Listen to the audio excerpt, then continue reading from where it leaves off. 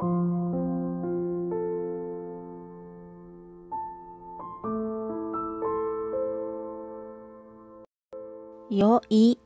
bahkan saat gue baru pulang dan turun dari mobil aja, Lucky gue itu langsung nyamperin lari ke gue. Duh, gimana gue kagak cinta dong sama dia. Ocehan Melinda yang sejak tadi terus berceloteh menceritakan tentang hewan peliharaannya.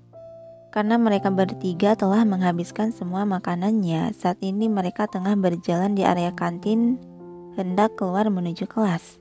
Namun ketika langkah mereka akan melewati meja pantry, tiba-tiba langkah kaki Matty terhenti. Yang sontak kedua temannya pun ikut berhenti. Dia pasti ngelewatin makan siang juga. Aduh, kalau dia sampai sakit, gue juga yang akan repot. Dan pasti Bibi juga bakalan cemas nanti. Sekiriting memang jagonya bikin gue susah deh. Batin Matty dengan pandangan terpaku ke satu titik, terlihat jelas dia sedang bingung dan gelisah. Kenapa, Matt? Heran Celine menatap tanya pada gadis di sebelahnya itu. Kalian duluan aja deh ke kelas. Gue kayaknya mau beli makanan dulu buat si Felix, kata Matty menunjuk ke meja pantry. Celine dan Melinda yang sudah tahu akan kedekatan hubungan persaudaraan Matty terhadap si Felix, mereka hanya mengangguk mengiyakan. Oke deh, salam sama kakandamu ya, ucap Melinda seraya menepuk sebelah bahu Matty.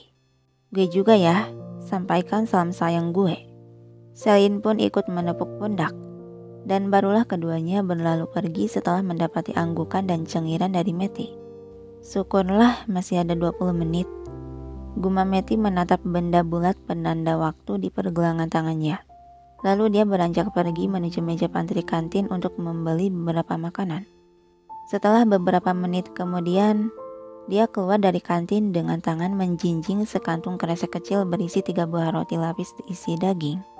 Juga sandwich telur kesukaan si Felix, dan tak lupa juga 1 kotak susu kedelai kesukaan dirinya. Saat ini dia sedang berjalan di koridor panjang, yaitu jembatan luar yang menghubungkan gedung A dengan gedung B. Tapi dia ada di mana ya?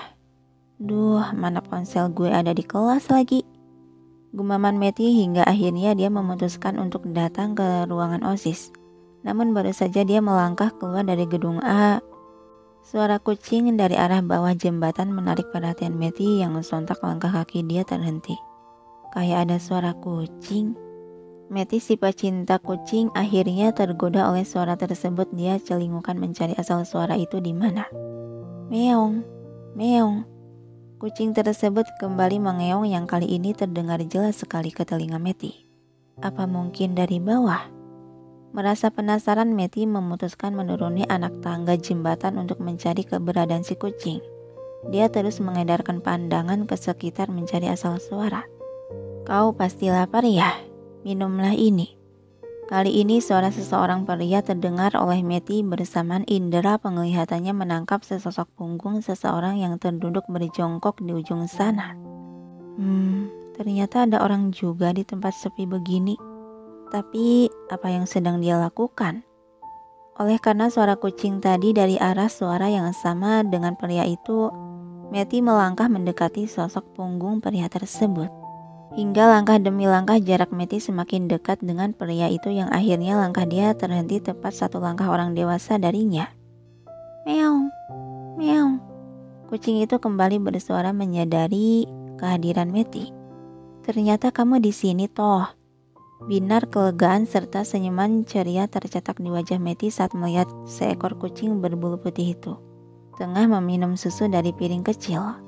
Dan lelaki yang ada di sana ikut menoleh sampai sempat terbengong menatap wajah cantik Matty. Si manis, pikir dia. Sedangkan si Matty yang sudah hanyut oleh jiwa pecinta kucing, dia bergegas menunduk mendekati hewan itu dan mengelus bulu putih dan halus si kucing. Dia sepenuhnya telah mengabaikan akan keberadaan pria asing di sana dan fokus pada si kucing. Jadi kamu lapar ya? Duh, mana aku gak bawa makananmu lagi. Bentar. Kayaknya ada deh yang bisa kamu makan. Ya, meskipun ini untuk dia sih. Tapi aku akan kasih kamu 1. Ocehan Meti sembari mengorek isi kantung kresek yang dibawanya. Dan mengeluarkan satu buah roti lapis isi daging, dia membuka bungkus roti lalu memberikannya pada si kucing. Pria itu masih terduduk berjongkok di tempatnya memperhatikan setiap pergerakan dan mimik wajah Meti. Dia tersenyum seakan sudah tersihir dan hanyut terpesona oleh kemurnian yang tulus dari jiwa gadis pecinta hewan itu. Sangat manis. Celetuk dia membuat Meti akhirnya tersadar akan kehadirannya. Tersentak Meti melirik ke sudut mata samping kiri di mana si pria berada. Sial, aku lupa kalau masih ada dia. Dan garis kuning itu... Meti dibuat gugup dan canggung saat melihat garis kuning di pergelangan tangan jas almet milik lelaki itu, yang menandakan bahwa lelaki tersebut adalah siswa kelas 3 di sekolahan. Kakak senior, jangan sampai deh aku terlibat dengan mereka. Oke lah, karena tujuanku juga sudah tercapai, mending aku kabur aja deh. Iya, kabur secara alami. Segera Meti memasang senyuman terpaksa dan mengelus bulu si kucing.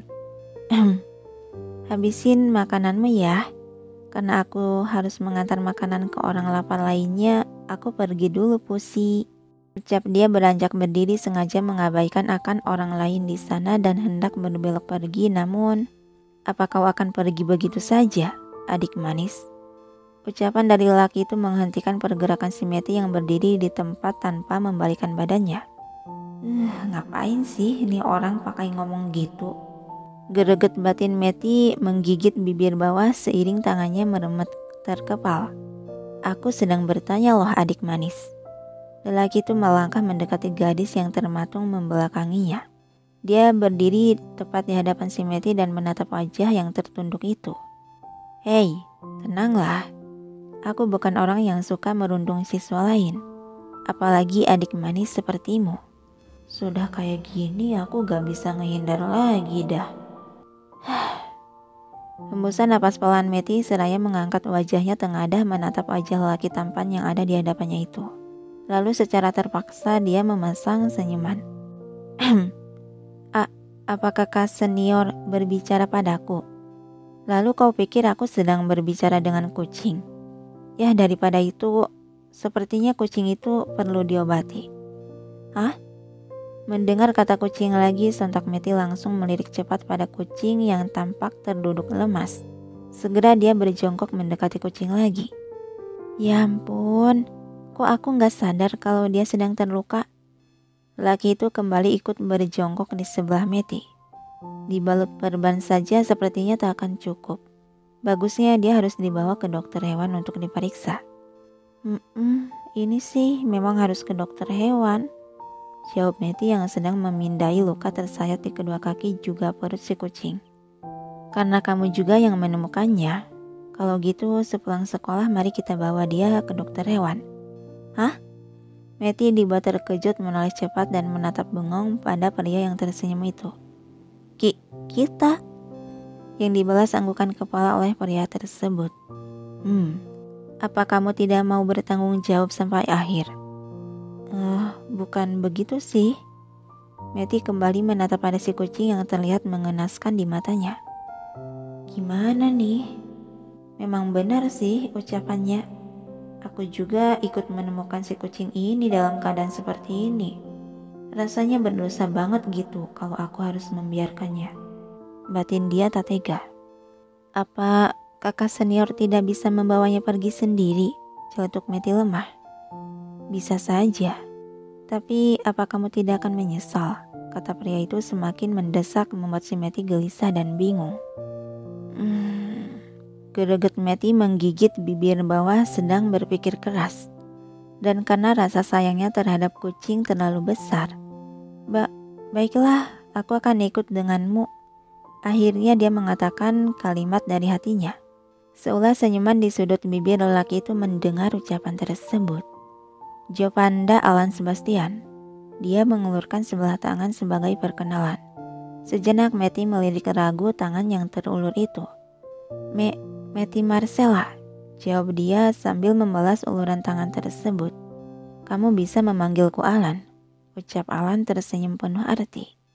Meti tersenyum kikuk dan menarik tangannya dari jabatan tangan.